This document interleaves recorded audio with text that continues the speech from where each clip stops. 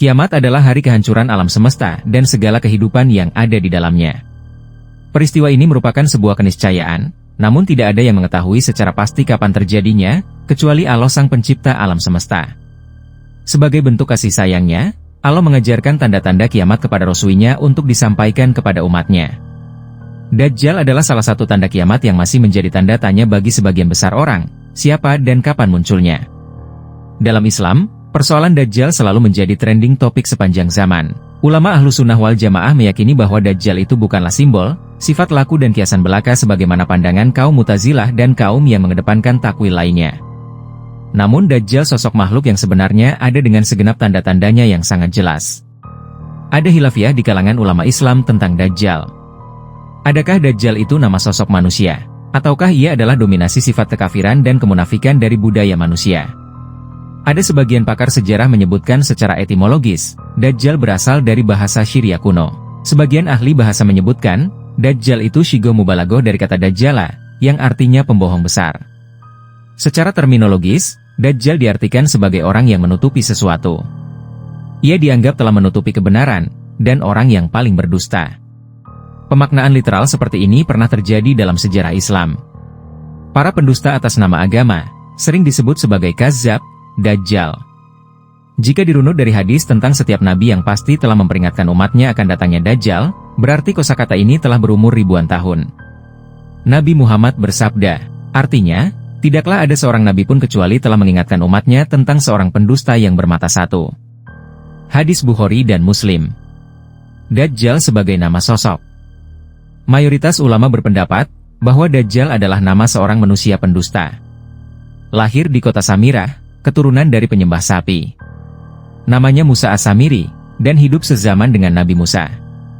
Ia yang menyesatkan Bani Israel, ketika Nabi Musa meninggalkan mereka selama 40 hari untuk menerima wahyu di lembah tua, Sinai. Di antara ulama yang berpendapat demikian adalah Syekh Husain Afandi Al-Jasri. Dalam kitab Al-Hushunul Hamidiyah beliau menyebutkan, bahwa Dajjal tinggal di belahan bumi utara. Senada dengan Syekh Husain Afandi Al-Jasri, Muhammad Isa Daud yang menelisik kitab klasik Islam dan manuskrip-manuskrip langka, ia berkesimpulan bahwa Dajjal tinggal di segitiga Bermuda. Dajjal sebagai sifat dari manusia. Ulama dari Austria, Muhammad Asad Leopoldo Weiss, penulis The Road to Mecca, menyebutkan bahwa Dajjal adalah sifat dan budaya manusia yang jauh dari spiritualitas agama. Dari sini bisa disimpulkan bahwa Dajjal bukan nama diri. Di samping itu, saintek masa kini juga menghasilkan produksi yang canggih mirip dengan karya Dajjal. Contoh, Dajjal menghidupkan orang mati, meskipun hanya sekali itu saja. Dajjal mendatangkan hujan di kala kemarau panjang. Menurut istilah Imam Malik, Dajjal yang ini adalah Dajajilah atau Dajjal kecil. Dajjal sebagai sosok dan sifat. Menilik keterangan di atas, bahwa Dajjal eksis pada sosok dan sifat. Sifat Dajjal yang pendusta, bisa kita rasakan dalam banyak sudut kehidupan. Sainteks yang bermanfaat dan tidak diimbangi keberagamaan, telah semakin merata. Akan tetapi, identifikasi hadis bahwa rupa Dajjal mirip Abdul Uzza dari Bani Huza'ah, adalah mengindikasikan bahwa dia adalah nama diri seorang manusia. Dajjal yang sering digambarkan sebagai pembohong ulung menjadi simbol dari puncak fitnah dan kekacauan menjelang akhir zaman. Dalam eskatologi Islam, Dajjal bersumber dari kata bahasa Arab yang berakar dari Dajjala, yang berarti berbohong atau menipu. Para ulama memiliki ragam pendapat terkait Dajjal. Apakah nama tersebut menunjukkan sosok individu, atau hanya ungkapan metafora yang melambangkan fitnah, kebohongan, dusta dan keburukan yang akan tersebar di akhir zaman? Berikut salah satu hadis populer terkait dengan Dajjal. Artinya, diriwayatkan dari Safinah pelayan Rasulullah Shallallahu Alaihi Wasallam. Ia berkata, Rasulullah menyampaikan khutbah kepada kami lalu beliau bersabda, ingatlah, sesungguhnya tidak ada seorang nabi pun sebelumku melainkan telah memperingatkan bahaya Dajjal terhadap umatnya. Ia bermata satu sebelah kiri, di mata kanannya terdapat kulit tebal, di antara kedua matanya tertulis kafir. 2 lembah keluar bersamanya, salah satunya surga dan yang lainnya neraka. Nerakanya adalah surga dan surganya adalah neraka. Ada 2 malaikat bersamanya yang mirip dengan Nabi. Andai aku mau pasti nama mereka berdua aku sebutkan dan nama-nama ayah-ayah mereka berdua. Salah satunya berada di sebelah kanan sementara yang lain berada di sebelah kiri. Itu adalah ujian. Kemudian Dajjal berkata, bukankah aku Rob kalian? Bukankah aku bisa menghidupkan dan mematikan? Kemudian salah seorang malaikat menjawab, kau dusta. Tidak ada seorang pun mendengarnya selain temannya. Kemudian yang lain menjawab, "Kau benar." Orang-orang mendengarnya dan mengira malaikat itu membenarkan Dajjal. Itu adalah ujian. Kemudian Dajjal berjalan hingga tiba di Madinah tapi tidak diizinkan memasukinya. Ia berkata, "Ini adalah tempat orang itu." Selanjutnya Dajjal berjalan hingga tiba di Syam, kemudian Allah membinasakannya di Aqabah Afik. Hadis riwayat Ahmad ibnu Hanbal, Musnad Ahmad bin Hanbal. Hadis tersebut berkualitas sahih, meskipun sebagian kritikus hadis memiliki penilaian yang berbeda terhadap satu perawi yang ada pada sanad hadis di atas, yaitu Hasraj bin Nubatah. Mayoritas ulama menilainya sebagai perawi yang kredibel, sikoh dan layak.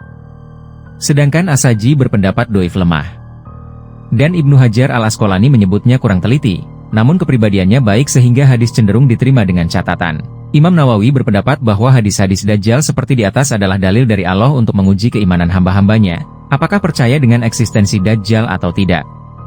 Adapun mazhab Ahlussunnah wal Jamaah, para ahli hadis, dan ahli fikih meyakini kebenarannya. Berbeda dengan orang-orang Khawarij maupun Mu'tazilah yang mengingkarinya. Dajjal juga diberikan oleh Allah kemampuan luar biasa untuk menguji ketakwaan manusia. Ia mampu mengeluarkan sihir, menghidupkan orang mati, menurunkan hujan dan menyuburkan tanah, dan bergerak dengan cepat di muka bumi. Imam Nawawi juga menyebutkan bahwa tanda kafaro atau bermakna kafir pada dahi Dajjal adalah petunjuk yang kuat atas kedustaan dan kekafirannya. Allah akan menampakkannya kepada orang Islam, dan menyembunyikannya dari orang akan terperdaya oleh sosok tersebut. Mayoritas riwayat yang menggambarkan Dajjal adalah dengan menyebut ciri-ciri fisik yang jelas, hingga tanda-tanda kehidupannya. Maka berdasarkan keterangan ini, Dajjal akan datang dengan wujud manusia yang hakiki, bukan metafora.